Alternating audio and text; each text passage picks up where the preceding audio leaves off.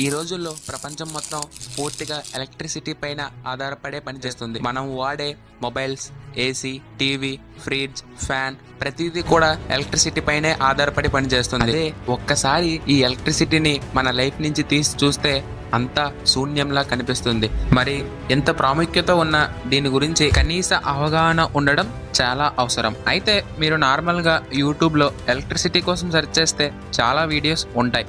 మీరు అవన్నీ చూసే ఇక్కడ దాకా వచ్చి ఉంటారు.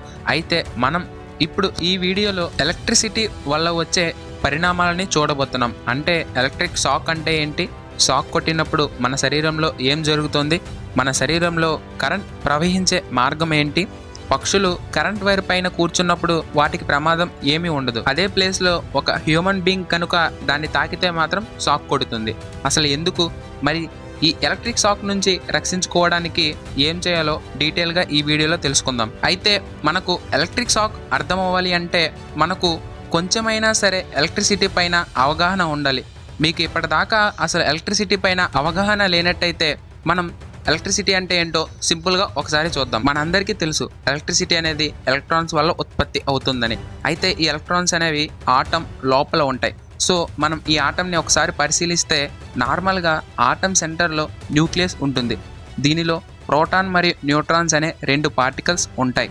నార్మల్గా దీనిలో ఒకటి లేదా అంతకంటే ఎక్కువ ప్రోటాన్స్ ఉంటాయి. ఈ న్యూక్లియస్ చుట్టూ ఉన్న ఆర్బిట్లో ఎలక్ట్రాన్స్ ఉంటాయి. అయితే ప్రోటాన్స్కి పాజిటివ్ ఛార్జ్, ఎలక్ట్రాన్స్కి నెగిటివ్ ఛార్జ్, న్యూట్రాన్కి ఏమీ ఛార్జ్ ఉండదు, అంటే జీరో ఛార్జ్. ఈ న్యూక్లియస్లో ఉన్న ప్రోటాన్స్ని బట్టి అది ఏ ఆటమో చెప్పవచ్చు. ఉదాహరణకు ఒక ఆటంలో ఒక ప్రోటాన్ ఉంటే దాన్ని హైడ్రోజన్ అని, అదే 6 ప్రోటాన్లు ఉంటే దానిని కార్బన్ అని అంటారు. దీనిని బట్టే మనం ఇప్పుడు చూస్తున్న ఈ పీరియాడిక్ టేబుల్ ని డిజైన్ చేశారు.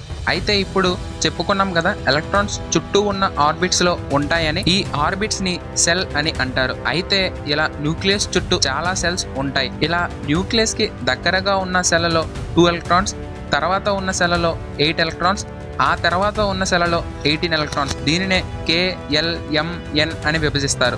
సరే, నార్మల్గా ఫోర్స్ అనేది ఒక 2 చార్జెస్ అంటే పాజిటివ్ ఛార్జ్ మరియు నెగిటివ్ ఛార్జ్ మధ్యలో ఉంటుంది. ఈ ఛార్జ్ ఎంత దగ్గరగా ఉంటే, అంటే ఆ పార్టికల్స్ ఎంత దగ్గరగా ఉంటే వాటి మధ్య ఫోర్స్ అనేది అంత ఎక్కువగా ఉంటుంది. సో ఇప్పుడు అర్థమైంది కదా, అంటే న్యూక్లియస్ కి దగ్గరగా ఉన్న పార్టికల్ తో దాని యొక్క సంబంధం గట్టిగా ఉంటుంది. అలాగే న్యూక్లియస్ కి దూరంగా పోతున్న కొద్దీ వాటి మధ్య సంబంధం తగ్గిపోతుంది, అంటే ఫోర్స్ తగ్గిపోతుంది. సో ఇలా ఫోర్స్ తగ్గడం వల్ల, అంటే అట్రాక్షన్ ఫోర్స్ తగ్గడం వల్ల చివరగా ఉండే ఎలక్ట్రాన్, అంటే చివరగా ఉన్న వ్యాలెన్స్ ఎలక్ట్రాన్ కి మరియు న్యూక్లియస్ కి మధ్యలో ఉన్న ఫోర్స్ చాలా తక్కువగా ఉంటుంది.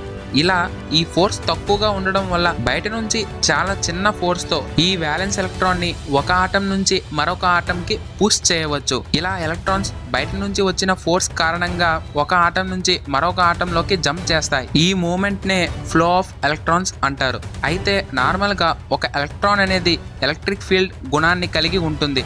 సో ఎప్పుడైతే దీన్ని మూవ్ చేస్తామో, అంటే ఒక ఆటం నుంచి మరొక ఆటంకి జంప్ చేస్తాయో, ఈ ఎలక్ట్రిక్ ఫీల్డ్ కాస్త ఎలక్ట్రిసిటీగా మారుతుంది. సో ఇలా ఎలక్ట్రిసిటీ అనేది ప్రొడ్యూస్ అవుతుంది. మీకు అర్థమయ్యే ఉంటుందని అనుకుంటున్నాను.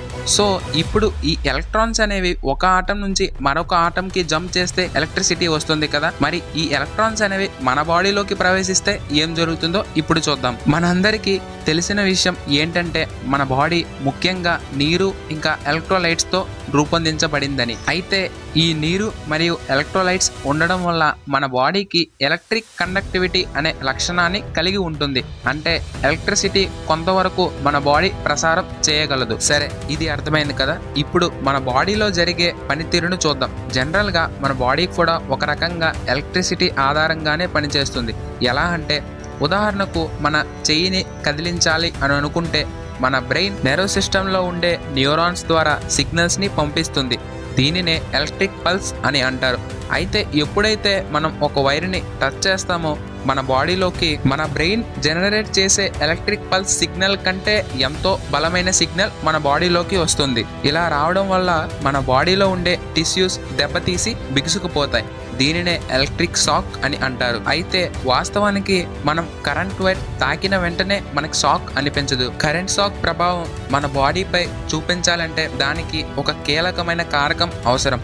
అదే పూర్తి విద్యుత్ వలయం. దీనినే ఇంగ్లీష్లో క్లోజ్డ్ సర్క్యూట్ అని అంటారు. అయితే ఈ క్లోజ్డ్ సర్క్యూట్ 2 రకాలుగా ఏర్పడుతుంది. ఒకటి గ్రౌండ్.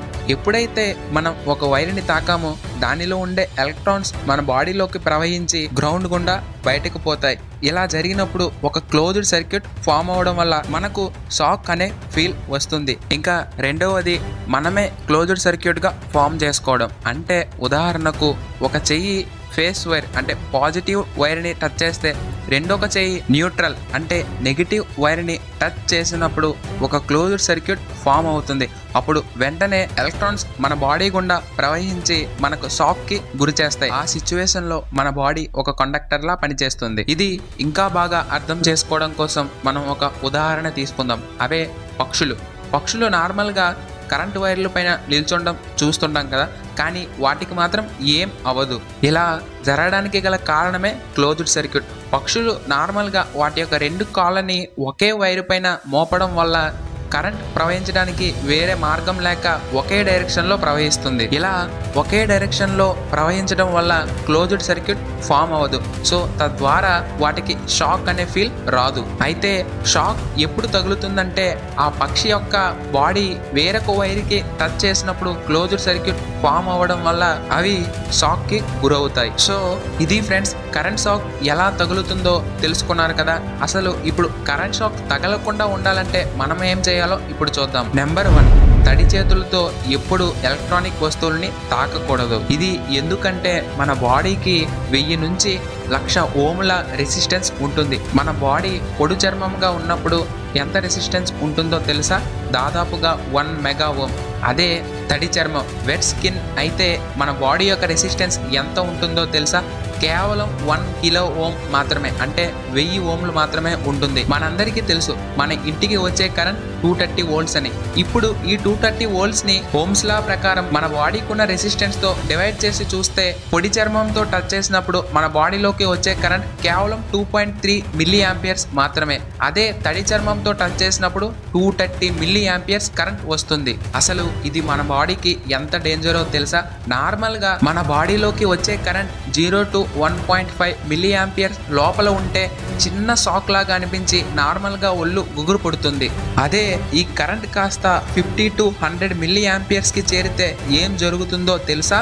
మన గుండె కొట్టుకోవడం ఆగిపోతుంది. 100 మిల్లీ యాంపియర్స్ కే మన గుండె కొట్టుకోవడం ఆగిపోతే అదే 230 మిల్లీ యాంపియర్స్ కరెంట్ ని తాకితే ఏం జరుగుతుందో ఒక్కసారి గమనించండి. సో ఫ్రెండ్స్, ఏదైనా ఒక ఎలక్ట్రానిక్ వస్తువుని పట్టుకునేటప్పుడు మీ చెయ్యి తడి కాకుండా పొడిగా ఉండేటట్టు చూసుకోండి. అంతకంటే బెటర్ ఆప్షన్ ఏంటంటే ఇలాంటి ఎలక్ట్రానిక్ వస్తువులను ఎప్పుడైనా తాకినప్పుడు మన చేతికి గ్లౌజులు అంటే ప్లాస్టిక్ తో తయారయ్యే గ్లౌజుల్ని వేసుకుంటే ఇంకా మరీ మంచిది. Number 2, house grounding. దీనినే కొన్నిసార్లు ఎర్తింగ్ అని కూడా పిలుస్తారు. అంటే మన ఇల్లు సరిగ్గా గ్రౌండింగ్ చేస్తారో లేదో చెక్ చేసుకోవాలి.